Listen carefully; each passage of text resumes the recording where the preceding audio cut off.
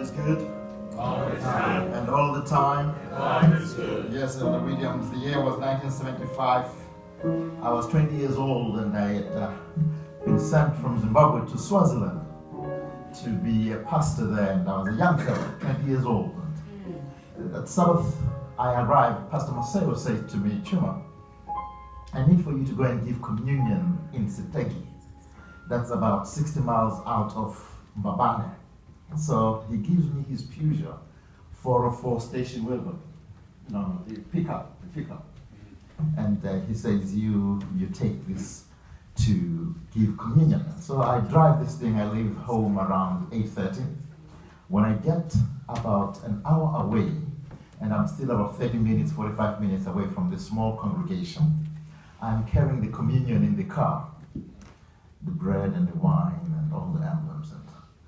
And I get from the highway that takes you to Mozambique, I make a U-turn towards the church, and it's about 30 minutes before I get to destination. I can tell that there's a flat in the rear tire. Well, I always knew that every car has a spare wheel. So I park the thing, and I take the jack, I raise the thing up, I remove the tire. After I remove the tire, I look for the spare wheel. And lo and behold, there is no spare wheel. Those were the days before there were cell phones. So I wonder, what am I going to do? And I can look at the car, I can look at the time. I can tell that the saints are waiting, expecting this young intern that Pastor Masego said he was bringing the communion. That's Sabbath. After a few minutes, I decided, you know what? This is not my job. This is God's job. Yes. This communion is not even my communion. And this wine is so little, even if I drink it, I will not have it enough for my lunch. So I leave the car and I walk into the bush and I find a stone. Is the echo from me? Oh. Thank you. And I put my elbows onto this rock and I say to God, Father in heaven, I just came from Zimbabwe to Swaziland. This is an assignment that Pastor Masego gave me. And really the communion is not my communion, it's your communion. Yes. The saints that are waiting for it are not mine, they are your children. Yes. And I'm doing your work. I need to be there in time to give this communion, to do something to make sure that I do your work. Amen. And I walk back to the car. As I walk back into this Peugeot, I hear the sound of a car coming. And I can tell it's a 18-wheeler. It's not a small car, so no chance it could be a Peugeot. But it's an 18-wheeler. And the fellow comes and I see this big thing coming through and I wave my hand. And lo and behold, I can tell he's changing his gears and he's going to stop for me. And when he stops, he looks through the windows and opens the door. He says, yes, sir. I say, yes, sir. Can I help you? I say, yes. I have a flat and I've removed the tire. I need a Peugeot tire, size 15, 195, with 5 bolts.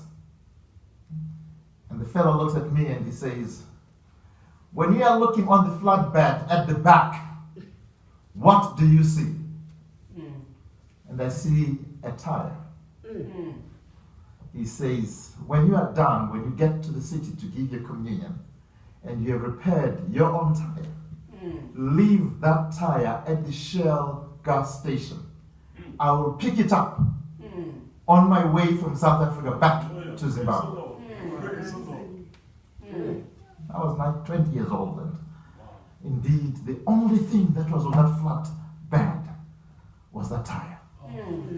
I took it out, I put it right back in, I lowered the jack, I started the thing, and I was at Seteki on time to give the saints their communion.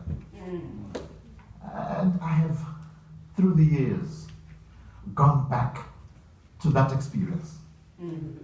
Because at 20, that is the experience that formed my idea about who God is in my life. He is not far-fetched, too far for me to advance and reach.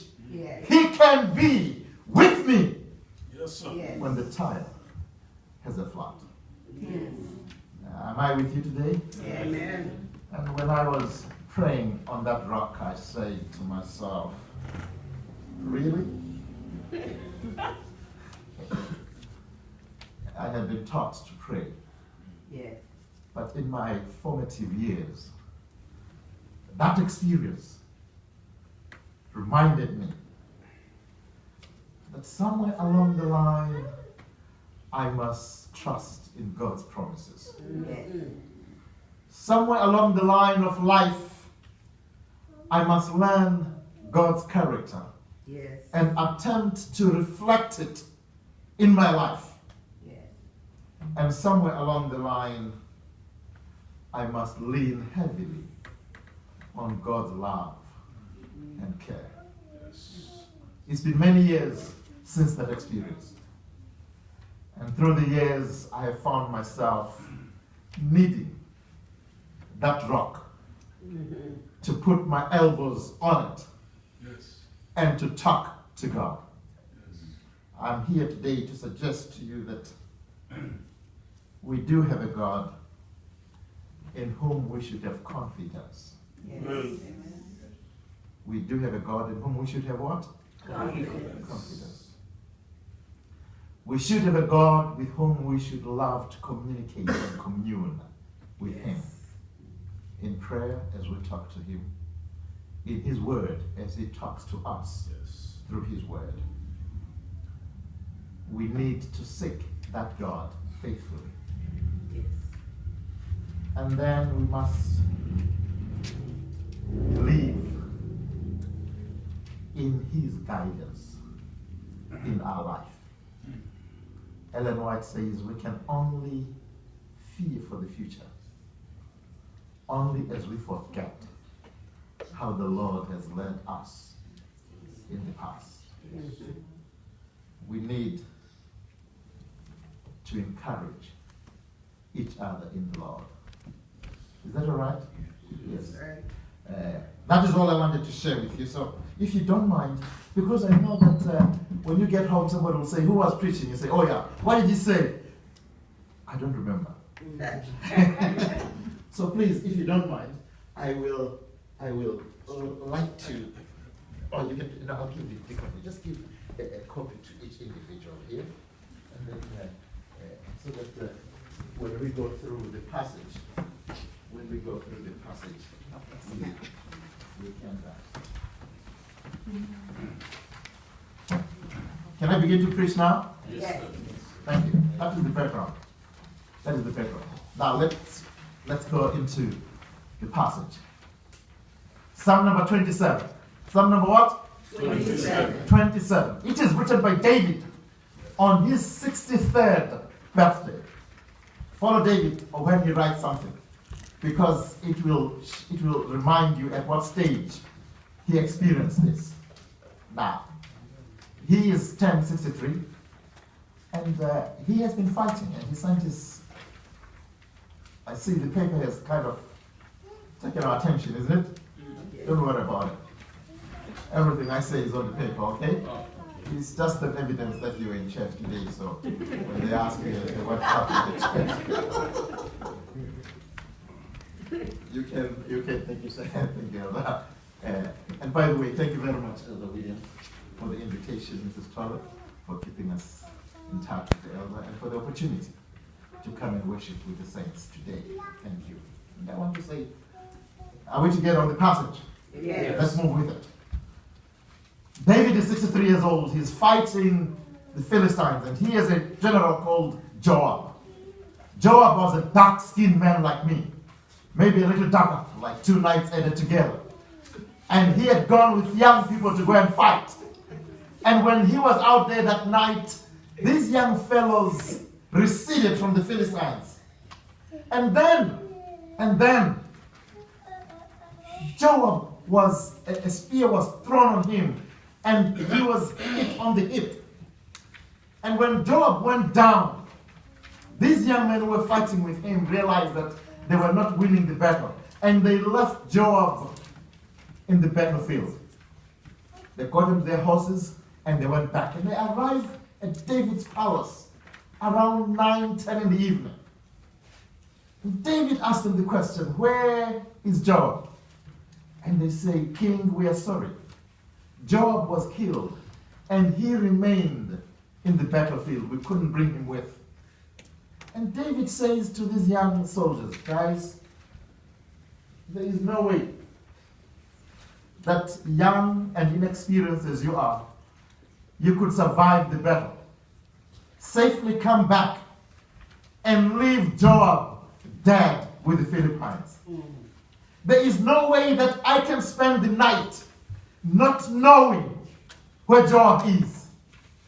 I cannot spend the night thinking that the hyenas are after Joab's body out there in the wilderness. And therefore, David wakes up and he goes and he wakes up other generals. Men who had been fighting and living with David, who had seen David when he threw the stone and killed Goliath. Men who knew that David had killed a lion and a bear. Men who knew what he had done to Saul. And when David woke them up, they said, are you sure we want to fight? Why don't we go in the morning?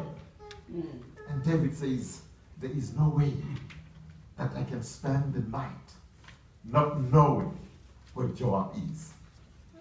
Have you ever met people like that? People in your life who will not spend the night not knowing what your fate is. If it means going to their knees to pray, they will do that. If it means you put them in their account, they will do that. And David woke up, got his horses, got his strong man, seasoned man, and they went back into the battlefield. And indeed, when they arrived late at night, they look around their certain dead bodies, and David says, man, Joab is so dark, how are we going to find him? But he takes his light and he walks around, and indeed, he says, Joab, Joab. And yes, out in the darkness, he hears Joab respond, David, I've been waiting for you. David, I've been what? Waiting for you. Yes. I've been doing what? Waiting for you. And Joab says, why? And he said, David, I knew it. There is no way you can spend the night not knowing where I am. So David takes Joab and he puts him onto his horse, takes him back to the palace and gets the nurses and the doctors to come and heal and take care of that wound, and they do. And a few days later, a few weeks later, Joab is well and he's able to talk. And they're talking in the living room, and David says to him, listen, Joab, that day when I came for you, you say to me, you were waiting for me. Why were you waiting for me? And Joab says, you know what, David, as evil and bad, as naughty as you are, there's one thing I know about you. You stick with your brothers and your sisters.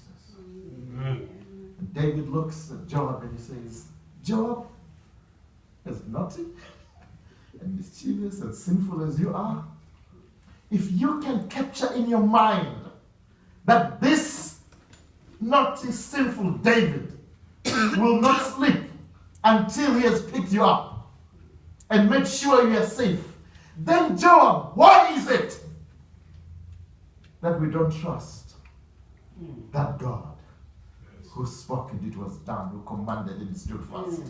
Why is it that we don't trust that God who sent his only son that we might have eternal life? Why don't we trust God? And then he says, and then David, what I like most about you is that You knew I was dark skinned, so when you came with a lamp. Because out of the darkness, without that lamp, you would not see me. And then David says, yeah, young man, bring me my scroll. Let me write this psalm. That is the background. Therefore, when you go to Psalm 27, verse 1, it says, the Lord is my light and my salvation. Of what shall I be afraid? Whether it be a human being or a circumstance, the easiest way to get rid of darkness is to simply bring light. Yes. Don't talk darkness with your mouth. Bring light. And when I looked in the book, I found there was a passage that says, I am the light of the world. There are certain situations here, friends, that don't need too much smart diplomacy. They just need one to invoke the light. And it doesn't matter how dark the situation is. When you bring that light, David was able to see Joab. And look at the passage. He says, the Lord is my light and my salvation. Salvation means the ability to take one out of a situation. Are we together? Yes. Light alone is not enough. But taking the wounded Joab and putting him into a horse and carrying him to safety, that is salvation. Yes. That is salvation. And is that not what the good book says? The Lord is my salvation. He is my light and my salvation. Of who shall I be afraid? Once you have God's light and God's saving hand, there is no circumstance, there is no person that you must be afraid of. Are we together on that? Now let me take you back to what they call in theology exegesis. Is that a big word? Yeah, it simply means let's look at the passage from how it is written. How many verses are there? 14. So it is written in what the Hebrews call the chiastic structure. The most important part of the passage is the, you know a triangle? How many pieces? 3, isn't it? Yes. The most important part about that thing is the introduction, verse 1, and the last verse, and the middle verse. That's a triangle, isn't it? So if the passage is 14 verses, what is the middle verse? 7? What does 7 say? Hear, O Lord, when I cry with my voice. Hear, O Lord, when I cry with my voice. Hey, remember Joab in the desert. The guys have left you. Yes. And he is crying with his voice. Lord, before these Philistines take my life, before the hyenas take my life, send David to come and redeem me. I'm saying Psalm number 427 simply says in verse 14, the life of the Christian is a life when there are times when you will cry unto the Lord, and Lord, hear me. He begins with, the Lord is my light and my salvation.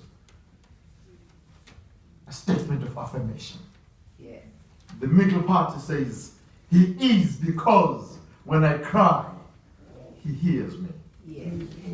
And verse 14, what does verse 14 say? The last part. Wait on the Lord. And be of what? Good courage. Be of good courage. Wait upon the Lord. He concludes by that. And look at it nicely. Look at that passage properly. It doesn't say, verse 14 is not a passage about David. Right. Do you realize that? What is it about? Somebody else, isn't it? Yes.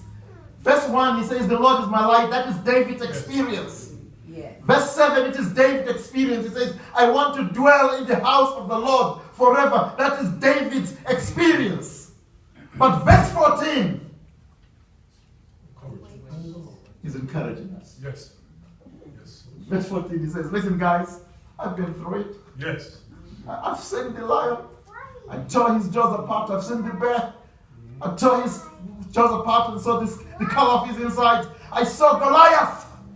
I took care of him. Yes, sir. Even Saul, I many experiences with him. One day I found him down in the valley and I simply cut the arm of his garment. I told him, listen, Saul, if I wanted your life, I would have taken it. Listen, though I walk through the valley of the shadow of death, I will fear no evil because God has been with me. Yes. And then he turns around in the last verse, he says, wait.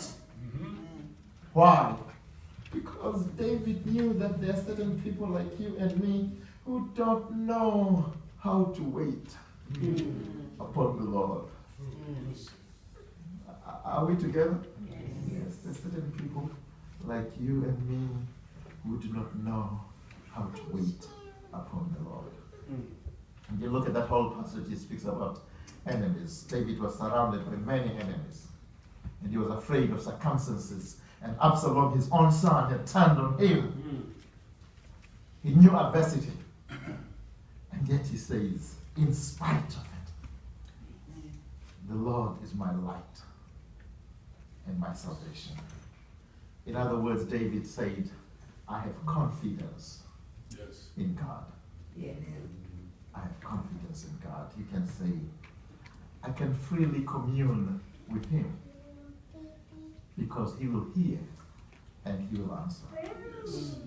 And he says, I will seek that God faithfully because I know he is my good shepherd. And then he says, teach me your ways, O God, and lead me in the smooth path, because there are circumstances and people who want to take the joy out of my life. And then he says, not deliver me to the will of those negative circumstances. For false witnesses have returned and risen against me. At times they even breathe violence towards me. I would have lost heart. I would have done what? Lost heart. Unless I had believed that I would see the goodness of the Lord while I am still alive in the land of the living. I'm saying David, then he turns around in verse 14 and he says, wait on the Lord, be of good courage, and he shall strengthen your heart. And he says, wait, I say, and the Lord. Here King David spoke to you and to me from the experience, from the reservoir of the experiences that he can encourage us today to seek after God, to wait unto God, and to take courage in him. That is why I came to remind you, dear friends, that we have a God that we can enjoy knowing. Are we together?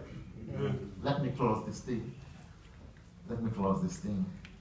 Have you ever read John 3:16? Yes. Have you realized where it is? Have you ever read John 17 verse 3?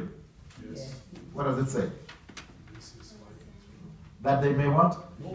Exactly. What does John 3 say? That whosoever does what? Now, let me put this into perspective. Are we together? Yes. John 3:16 is a belief. When Christ comes into the world, Nicodemus is asking him a question, how can I be saved? Jesus says, listen, my friend, it's simple. Simply believe. When he is ending his ministry, he says, no, God. There is a journey between John 3:16, believing, and John 17 verse 3, knowing God. Yes. And what David is telling us here is that each one of us, young and old, will transcend from simply having a God that we believe in to a God that we know. Yes. When we get to John 17:3, we can say to him, listen, that God is light and salvation in my life. When you are still in the believing stage, you are simply believing. You have not seen God's work in your life. Are we together? And at times we worry a lot about Christians who are still in the believing stage. No. Let them grow in the Lord. Let them be on the highway and let the tire go flat when there is no spare wheel. And let them talk to God, and God is the only source of their salvation. Then they move to John 17 verse 3. I know who I have believed. You know, white people are very interested. When white people see a snake, they think of something that they can study. When black people see a snake, they see something that they should kill. This fellow is in the Congo as a missionary, and he sees a black mamba with its, what are the children of the snake called? Are they children? Do we refer to the children of a snake as children? Yes. No. Babies. So, snake as babies. This fellow finds the snake and he takes the snake with his children and he puts them in a box and he keeps it in his house. And then he takes food and he feeds the snake with his children. And he's only there for a year and he sees these things grow, and after a year he has to go back home and he doesn't want to leave this snake behind. So he takes the snake and he puts it in this box and he ties it with a small wire and he clips it at the end and he carries it as hand luggage into the plane as he is flying back to the US.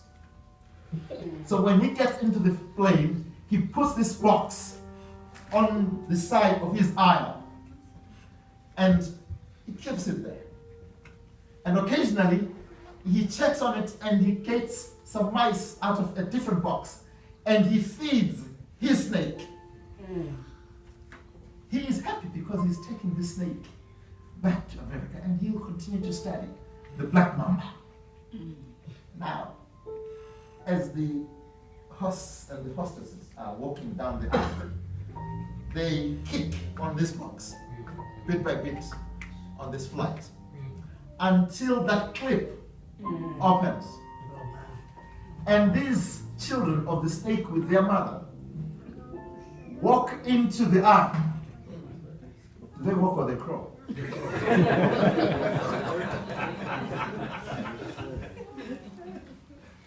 crawl into the aisle. And indeed, as they are crawling under the benches or the seats, the hostess is alerted to the fact that they are black members. And he says, what shall we do? Who brought these? And the white boy said, oh, I'm sorry. It's me. I got them in the Congo. I'm taking them back home. I'm going to put them in the lab and study. Please, can you help me bring the snakes back into the bag? And the people who know about the black mamba say, no, don't. That thing can strike 25 times before it is done with the venom inside it. So don't touch it. And so the hostess goes up to the captain and he says, listen, we have a problem. We have snakes in the plane. And the pilot is worried. He dials control and he says, we have snakes crawling in the whole plane. What should I do? And the fellow says to him, at what altitude are you flying? He says, I'm at 38,000. He says, listen, my friend, don't you worry. Go up to 40,000. Go up to 42,000. Go up to 44,000 feet above sea level. And when you get there, those venomous snakes, the air, what do they call it? The pressure. Exactly. Their lungs are too small to breathe up there. The higher you go, those snakes' power is diminished. I'm saying the man went up 44, and indeed the snakes had no power. He went and picked them one by one and put them right back into the bag. There are times in the life of a Christian when the Lord is my light and my salvation. There are times in my life when I should cry unto the Lord, and the Lord will hear me. I'm simply saying, dear friends, whether it is a circumstance or a person, take it to the Lord in prayer and wait for God. And then you will agree with me, with David when he says, the Lord is my light and my salvation. Of what? Of who shall I be afraid? There are times in life when circumstances must be taken to God in prayer. And may God continue to guide you. Yes. So when you get on that plane, you're not worried about mechanics. You simply take yourself into your knees and take the problem to God on high. Yes. Amen. Amen. Amen.